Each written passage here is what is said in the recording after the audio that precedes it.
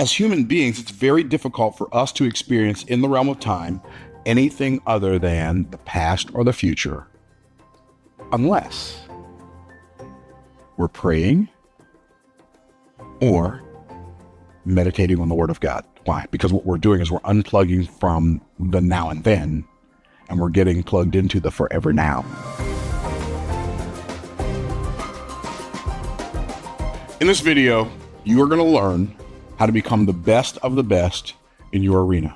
I'm talking about the Michael Jordan, the Kobe Bryant, the Bruce Lee, the Michael Jackson of your arena that you are in. At least you're going to learn what it takes, even if you're not willing to do it. In this video, we're going to talk about how to be the best. Like, I don't know if you study people who are the best at what they do, but I study people who are the best at what they do. And I'm like, what makes this person so different? And I hate to beat a dead horse, but clearly the horse is not completely dead. So we're going to beat it a little more today.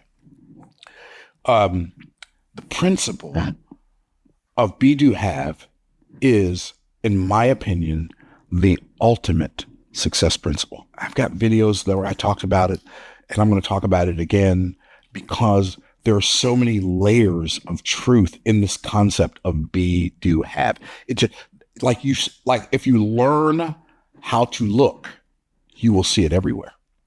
And the first thing God ever said to man when he made man in Genesis chapter 1, the first thing he ever said was, be fruitful and multiply. Well, when he said multiply, the verb is not announced, it's implied. What does that mean? Like, you wouldn't say be fruitful and be multiply. That doesn't make any sense. And be dominion, that doesn't make any sense. He said be fruitful and multiply. What's the implied verb? The implied verb is do. Multiply is something you do. Be fruitful. But fruitfulness is something that you be. Be fruitful. Do multiply. Do replenish the earth. Do subdue it. And then have dominion. So he said be, do, have. That's so magnificently beautiful if you understand what it means. I'm gonna illustrate some of the stuff I'm talking about on my digital blackboard today. But before I do, let's just really settle into this whole idea and ask ourselves the question: have I become the person who can do the thing so I can have the stuff? Or am I one of those delusional people who desires to have something for which I've not yet done the thing that's required? Or have I been one of those people who've been attempting to do the thing that's required that I'm not yet able to do because I've not yet become the person? That's the question. So when you become the person who can do the thing, what you have will change automatically. See, we bought into this idea our whole lives. We've been told if what you're doing isn't working, try harder. Not only is that not a good idea, that's some of the worst advice that could possibly exist. Do more, put more effort, energy, and time into what's already proven not to work. How does that make sense? It doesn't seem to make sense to me. And so I'm going to give us a different perspective because we're going to do a deep dive on be, do, have, because becoming the best version of yourself is the way you can get to the point where you can do the things that serve the world the best so you can have the best of the things you seek to have. It's like there's nothing missing here. Even when I think about the nature of the economy that God set up in Genesis chapter 1, when God made man, where did he put him? He put him in what? In a bakery? In a garden. So you mean that was the economic infrastructure of the world. It was a garden. Why? Because God's ideal environment for man is a garden. It's a place where things grow. It's not like a bakery where consumption creates lack. We talk about the economic pie as if it's actually a thing, but there's no economic pie. You don't have to have less. The whole economic pie theory infers that in order for you to have more, I have to have less. In order for me to have more, you have to have less. In order for one person to have more, everybody else has to have less. So what it infers and implies is that the lack that people experience is the result of the abundance that other people experience. And the abundance that people experience is because they've created lack in the life of somebody else. That's not only inaccurate, it's actually a lie that's very well crafted, but it's the inversion of the truth. So there's no economic pie. God put man in a garden. Watch this. In a garden, consumption creates the opportunity for production. What does that mean? If I eat an apple, what do I expose? I expose the seeds. Now, does an apple only have one seed? So one apple has multiple seeds. Let's say it has 5 seeds, 6 seeds. So one apple, if I eat it, can grow 6 trees. So my consumption created the opportunity for production. So I don't have to be afraid to consume as long as I'm willing to produce based on the byproduct of my consumption. Is what I'm saying making a little bit of sense? Okay, but what happens when I plant the seed in the ground?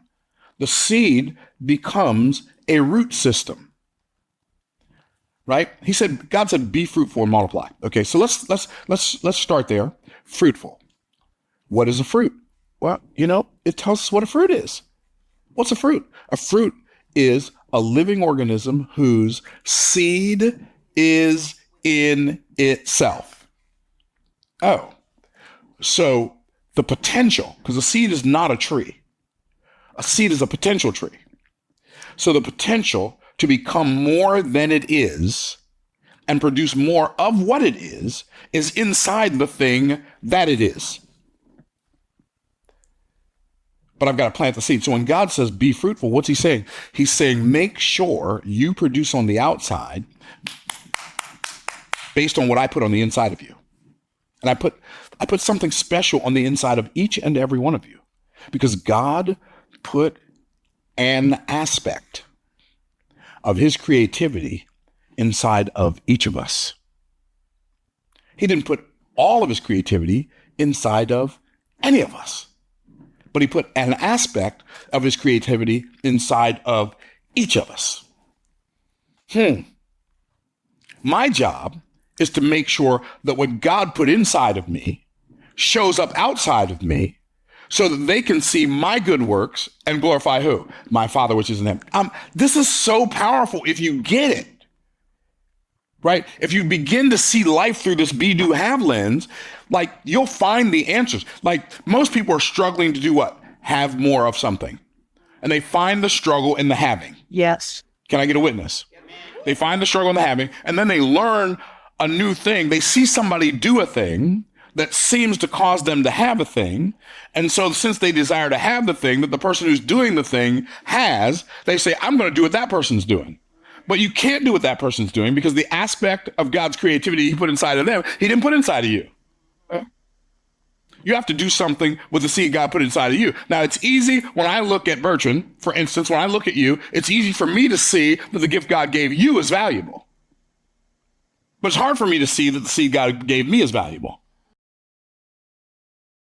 Maybe that's because the only person our eyes can't see is us. Well, what if the truth was the only people our mind can't see is us?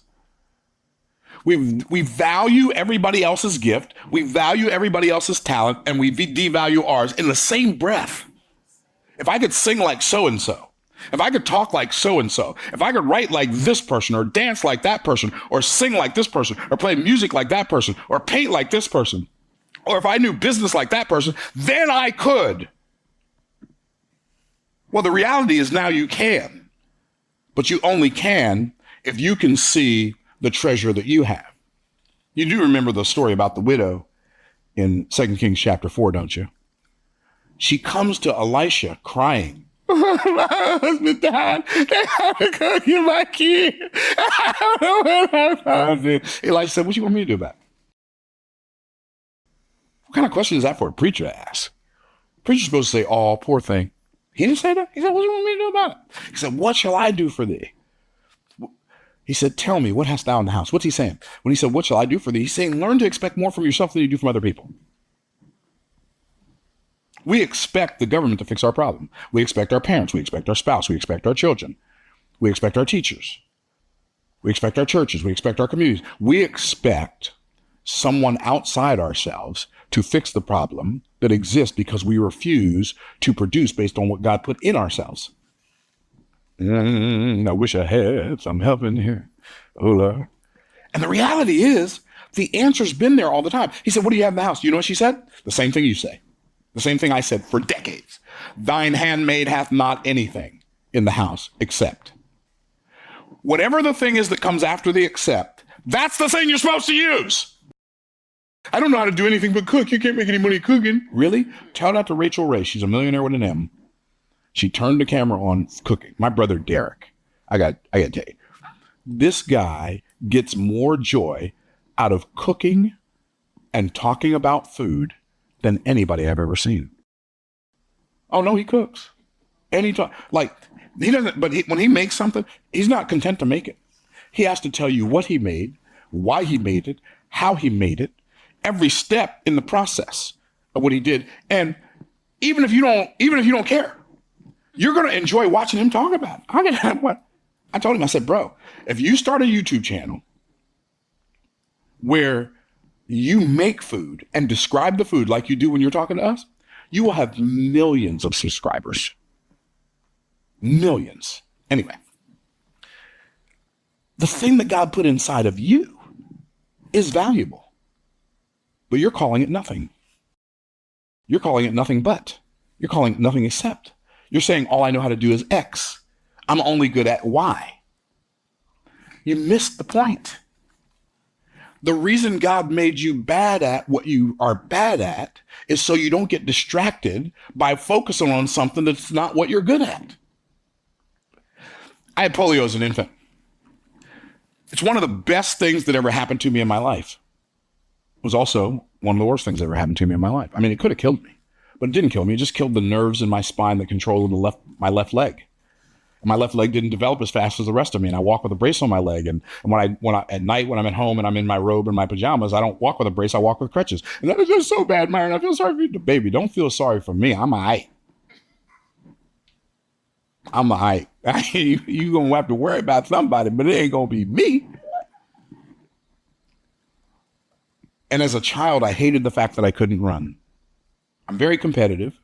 I'm not now, but I was when I was a child. I was very competitive. I'm not competitive at all now because now I realize I have no competition. But when I was a child, I was competitive. Oh, you don't have any competition either. Let's don't be confused about it. Don't let that hit you the wrong way. Like, I don't have any competition, but neither do you. You are the one and only. There's nobody else who's ever existed on planet Earth who can fulfill your assignment. How could you possibly have competition?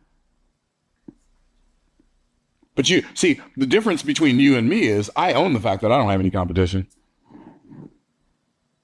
You can own it. You can own the fact that you don't have any, if you will.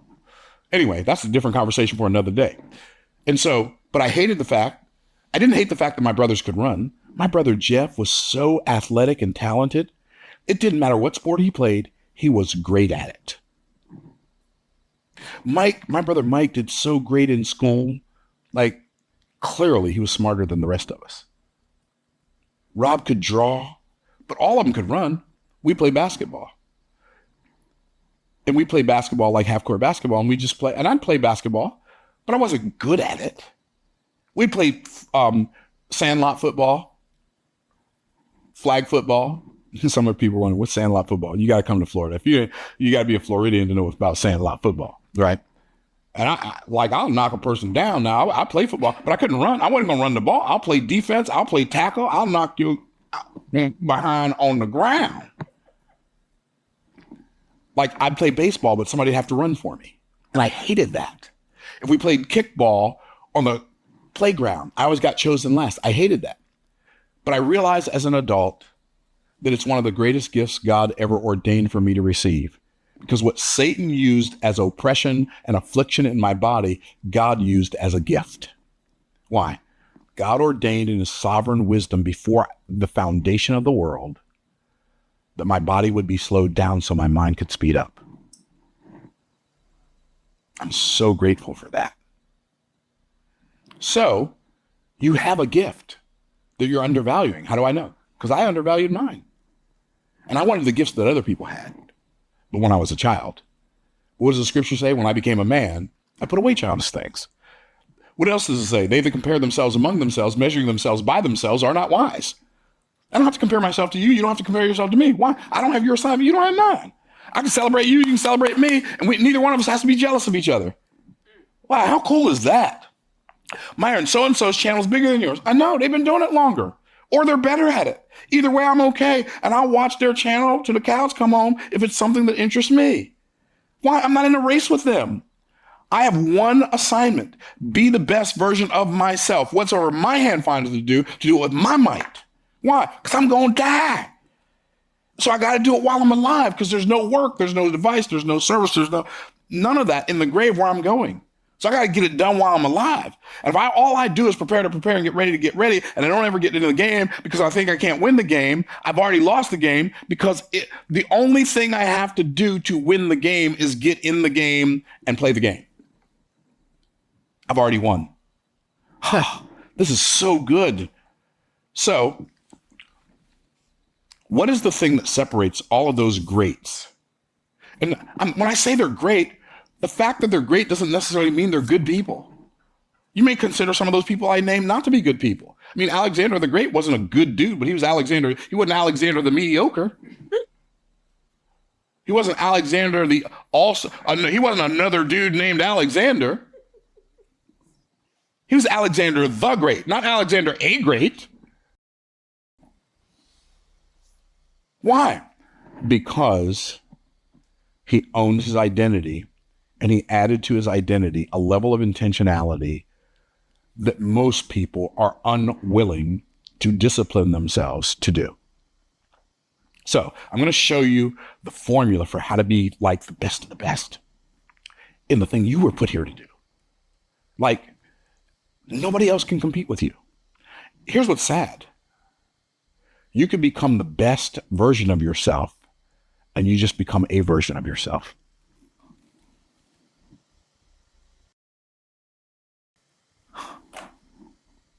Why would you settle for that? Why? Oh, because you don't know how great you are. Well, let's fix that, or at least get started on it. So, we're going to look at B. Do. Have. This is so cool. And actually, you know what we're going to do? Let's do it backwards. Let's do it the other way. Let's do be, and then we'll do, and then we'll do have. Now we're not doing it the same way we've done it in the past. And there's a reason I'm doing it this way.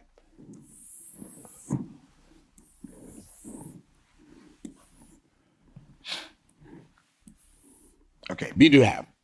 This is the formula for success. This is the ascension to being the best. B speaks to my identity. One of the biggest problems you face in your life is you don't know who you are. It's one of the biggest problems you face. Do you understand you will never behave in a way that's inconsistent with how you perceive your identity? So that's why you have to be hyper intentional about where you get your identity from. Most people get their identity from lidentity. What is lidentity? Lidentity is your notness. Your what? Your notness. You say notness is not a word. It wasn't until I just said it. It's one now. What is notness? Notness is all the things that all the people all your life told you and showed you you are not. You're not good enough. You're not smart enough. You're not tall enough. You're not pretty enough. You're not handsome enough. You're not strong enough. You're not educated enough. Who you are is not enough, is your identity. And man, you thought they could see you. The reason they gave you an identity is because they can't even see themselves. How could you expect them to see you? They gave you a identity because they felt so insecure, they had to make you feel smaller in order for them to feel bigger. Do you know why children make fun of other children? Because the children who are making fun feel insecure. And they think that making somebody else feel worse will make them feel better. But it doesn't work. For this, like, God didn't he didn't just skip steps when he made you. I'm not going to give them everything they need for their assignment. So, and so what most people do is they will attempt to overcome their lie identity with what I call my identity. What's a my identity? A my identity is a fake identity that you make up. That's better than the lie identity, but it's still not your identity. This is so powerful when you get it. So you go through life attempting to prove to people that you're better than they told you you're not. So the foundation of your my identity is the lie identity. Your my identity is born out of your lie identity. So what do I need to do? You need to trash the lie identity. Stop believing that who you are, that who you're not is more important than who you are. Stop believing that. Stop buying that lie.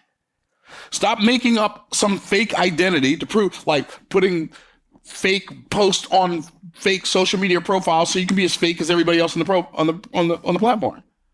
Just be who you are, and trust that who you are is more than enough for you to be able to do more than enough, for you to be able to have more than enough. Now, where am I going to get my identity from? The only place you can get your true identity from is from the ultimate identity, which is who? God. The I am that I am. That's such a fascinating and powerful. Those two words, I don't know that there are two words in the English language that are more powerful than I am, which is why it's absolutely imperative to never insert an identity after I am. I am so stupid. I am not good enough.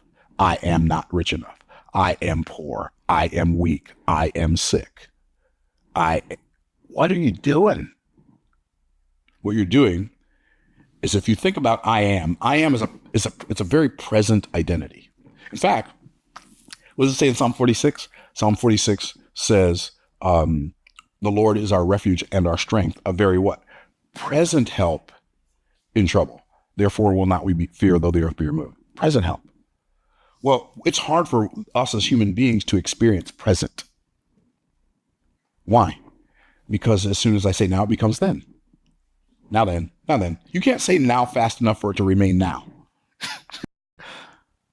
So as human beings, it's very difficult for us to experience in the realm of time anything other than the past or the future, unless we're praying or meditating on the Word of God. Why? Because what we're doing is we're unplugging from the now and then, and we're getting plugged into the forever now.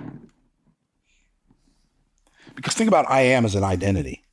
I am means that I'm not I was. It means that I'm not I will be. It means that I am, and I'm not just I am that I am. What I am.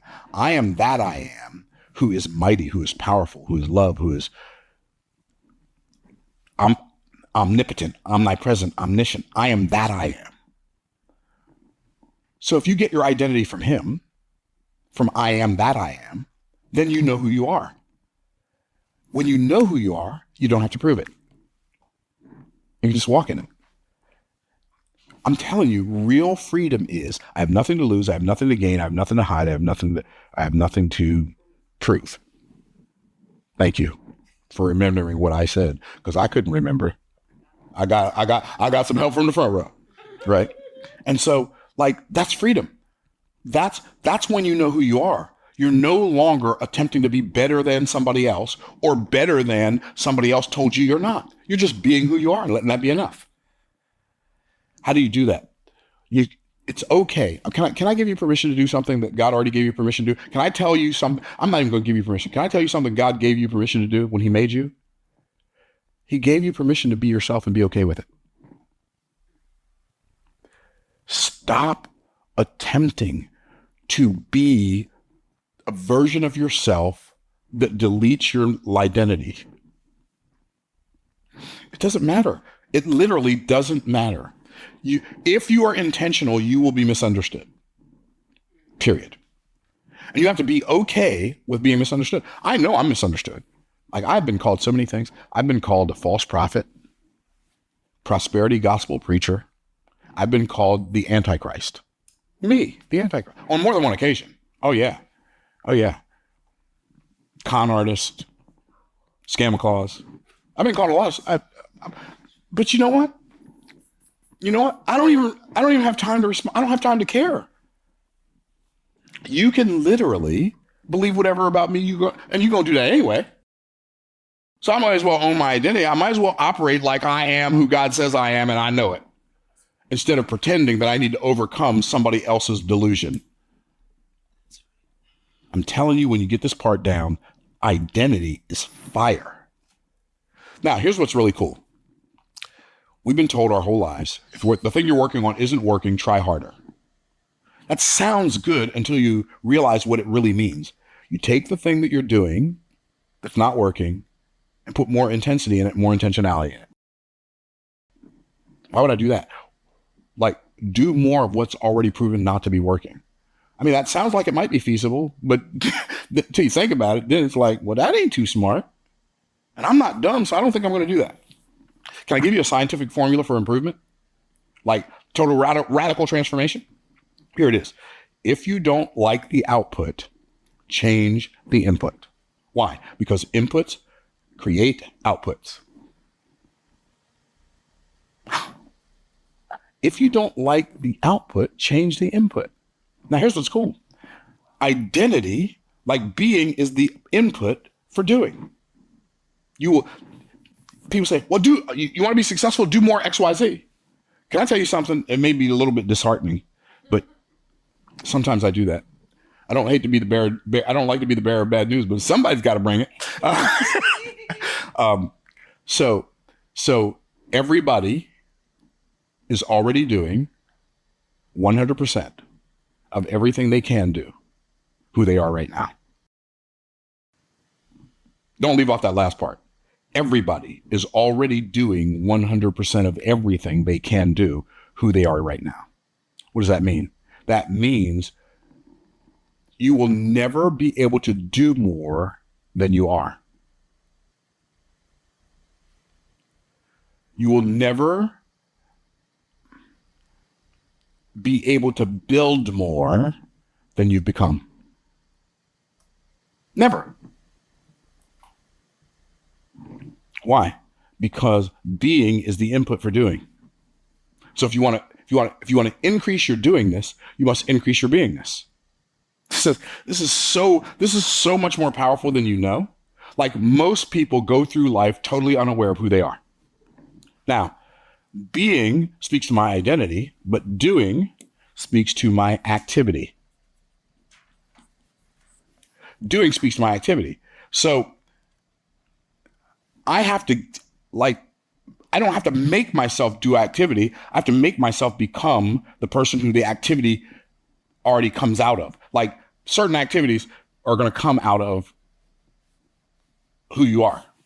In fact, all your activities are going to come out of who you are. So if I focus on filling the gap in my identity, which I'm going to talk about a little bit more later in this video, then I will start doing different activity. And then identity, just like B is the input for do, identity is the input for activity, but activity is the input for, for property. Property is what we have. Being is who I am. Activity is what I do. Property is what I have. Identity is the input for activity. Activity is the input for property. Now, I'm going to tell you how God made us. It's going to blow your mind, maybe. It blew my mind when I saw it. God made us as human beings with an intense desire to have more property, to have better property. Your desire to have a bank account filled with money, and your desire to have nice clothes and a nice car and live in a nice house in a nice neighborhood and to take great vacations is a gift from God. If you don't believe me, go read Ecclesiastes. It's a gift from God. God gave you that gift. God gave you the desire to to have more stuff so you would yield to doing the things you have to do in order to have it. And then he gave you the desire to do more so you could bump your head on your insufficiency and stub your toe on your inability and become frustrated enough in the fact that you can't do it until you become more. And then you focus on the thing that he cares about most, which is you becoming more than you've been being. You see how this works? This is so beautiful. So like I said, it's the gift from God. People don't think of their desire to have as being a gift from God. We think of our desire to have as a temptation from Satan. We think it's a temptation from the enemy because the word lust is not always used in a negative term. In fact, the scripture says the spirit lusteth against the flesh and the flesh against the spirit. What does that mean? The word lust means desire. Now, if you're desiring, here's what makes lust bad. When you're desiring to have something, but you're unwilling to do the right thing to have it. That's what turns lust into something evil. A desire is evil when you desire to have the outcome, but you're unwilling to do the input. Now, so as we look at our concept of be, do, have, identity, activity, and property, there is a gap in each of these, and the gap is our potential. And so that gap kind of looks like this. If this were our potential, these little circles are our potential, and we're maxed out being all we can be. We're minimized out, we're being nothing we can be. So we got our minimum potential, our maximum potential, our minimum potential in be, do, and have. And most of us, when it comes to our beingness, we are, most of us are right here, and we feel like we're right here. Right. So there's a big gap between where we are and where we think we are, and there's definitely a big gap between where we are and where we could be. By the way, there is no eliminating that gap, because what happens is as you fill in the gap, your capacity gets bigger. So that's why that's why personal development is perpetual, never-ending growth, because you can always be becoming, but you can never become. Does that make sense? You can always be becoming, but you can never become. What does that mean? That means you can never become there because there's no there. The journey itself is the destination. You can always be there's always room for growth. That's what I'm saying. There's always room for growth. And so the question is, if there's a gap in my identity, in other words, there's a difference between who I think I am and who God knows I am, the question then becomes, how do I fill that gap? How do I fill the gap in my identity? And the way I fill the gap in my identity is through a concept I call intentionality. Intentionality. What's intentionality? It's I am producing with a purpose. Right? I'm moving with meaning. Like I'm acting out of awareness. I'm not just doing something. I'm not doing the next thing that comes up. I'm not a squirrel. Right? And suddenly he ran off in every direction at the same time. No! I have to become hyper-intentional. I believe that the number one discriminating factor between people who succeed and people who fail, like the distinction, that's a better word than discriminating factor.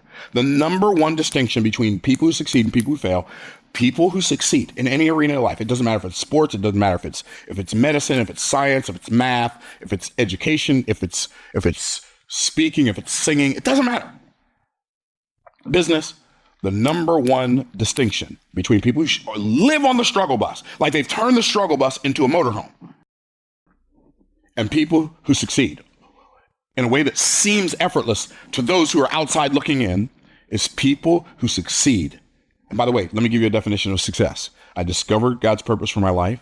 I developed myself for that purpose, and I deploy myself in that purpose. People who succeed hyper focus on intention and ignore distraction like it doesn't exist. But people who live on the struggle bus, They hyper focus on distraction and ignore intention.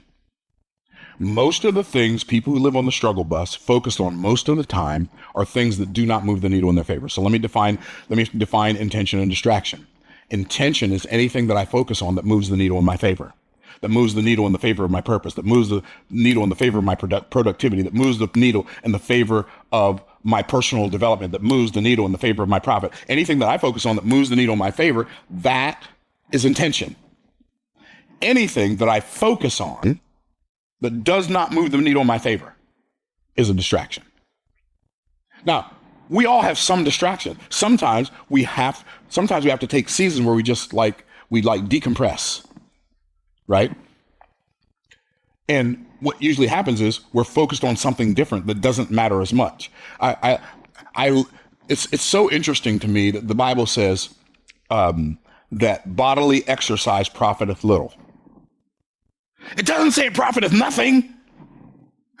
People say body exercise profiteth little. I'm not going to take care of my body because bodily exercise only profiteth little. No, it profiteth little, but it doesn't mean it doesn't profit. And by the way, it gives you the energy physically. It gives you the energy and physical bandwidth to do all the other things that are important, that are more important. Okay, cool. You are with me. So I fill the gap with intentionality. The more intentional I become about becoming more than I've been being. Myron, what does becoming more mean? It actually means becoming more like the God whose image you're made in. That's really what it means. That's what becoming more actually means. I'm becoming more like God. In fact, if you look at the Hebrew word for man, and when I say the Hebrew word for man, I mean the word Adam, which speaks about men and women, right? Aleph, Daled, Mem. The letter Aleph represents God. The letters Daled Mem spell the word blood. We know the life of the flesh is in the blood, so we're looking at flesh and blood, right? So what I'm doing when I'm becoming more is I'm making sure the flesh and blood part of me is yielded to the God part of me. And I make sure that the flesh and blood part of me is moving in more in this direction than having the God part of me move in that direction. Becoming, in fact, one of the words, so Hebrew words don't have vowels. So that word could be Adam, it could be Adamah, it could be Adameh, depending on the accents that you put under those letters, right? And so the word Adameh means I will compare myself or I will become like. And the purpose of being a human is to be becoming more like God. Okay. So all of my activity, here's the thing. If I resolve that I want to have this so much that I am willing to do more of this right here, if I put more energy in this right here and nothing changes, it's because I've ignored this down here. Are y'all tracking? And so what happens is your attempts to do more without becoming more equals frustration. It equals confusion. Like people who live a life of frustration, confusion, it makes you start flip-flopping all the time. Okay, I tried that, it didn't work. I tried this, it didn't work. I tried that, it didn't work. Try that. The reason this happens is because you think that the way you fix doing is by doing something different. But the way you fix your doingness, like the things you know you ought to be doing, but you're not doing, the way you fix that is not by forcing yourself to do them, it's by becoming the person who that's what they do. Y'all tracking? Yes. Okay, I'm gonna cover that in a minute, if y'all let me. Can y'all listen a little faster, please? Okay.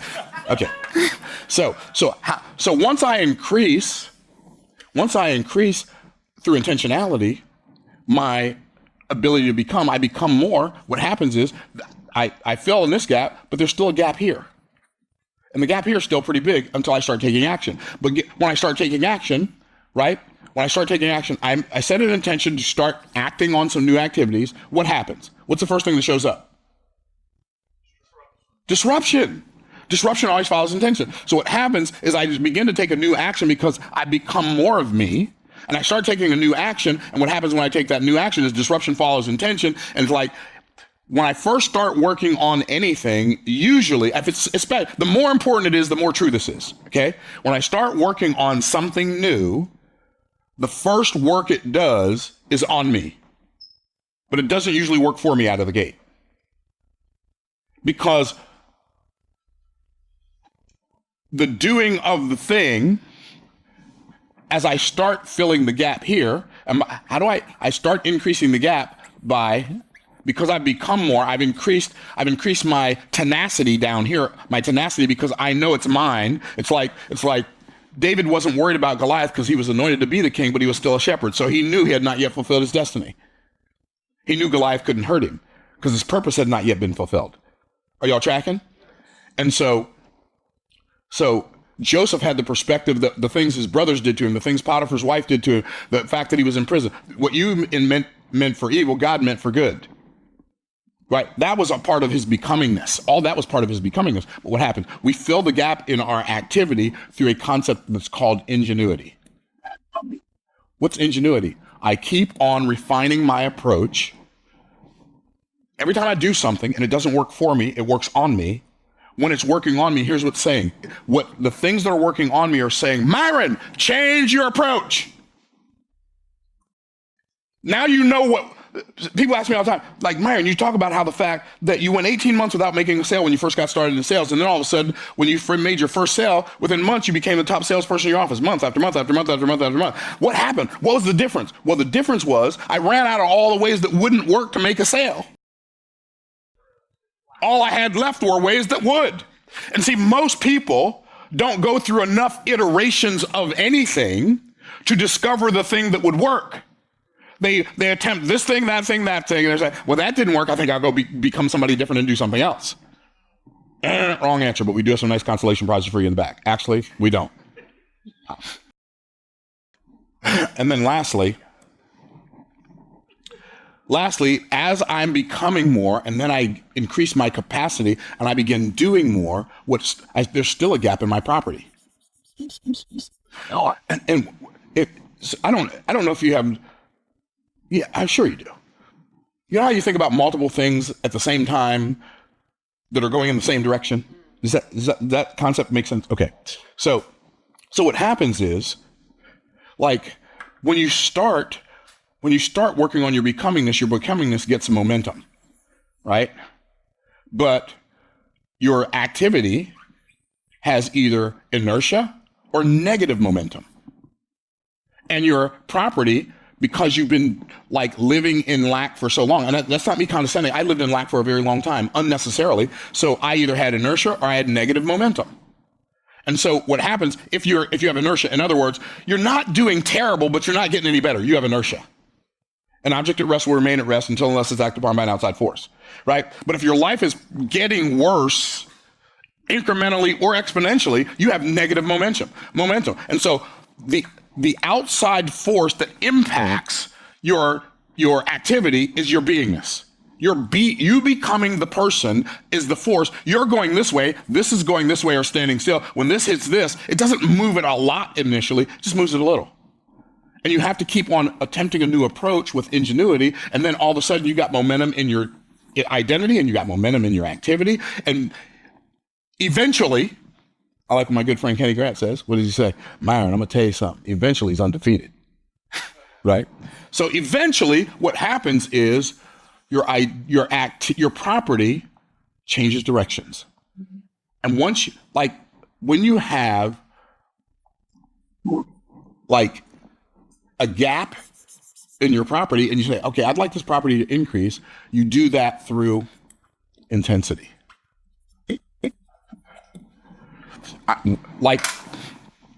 This is how to be the best of the best. This is how you become the best. It doesn't matter what it is. It could be a sport, it could be business, it could be singing, it could be musical instruments, it could be languages, it could be whatever. This is how you become the best. There are very few people in the world who have decided, I am going to be the best who ever played this game. I don't want to be the best so I can be better than other people. I want to be best. I want to be the best so I can be better than I've ever been. Perpetually. That's the point. And if we will apply these principles to our lives, we can be the best of the best. I hope that video helps you. Stay blessed by the best and utilize this by becoming more than you've been being. Thanks for watching.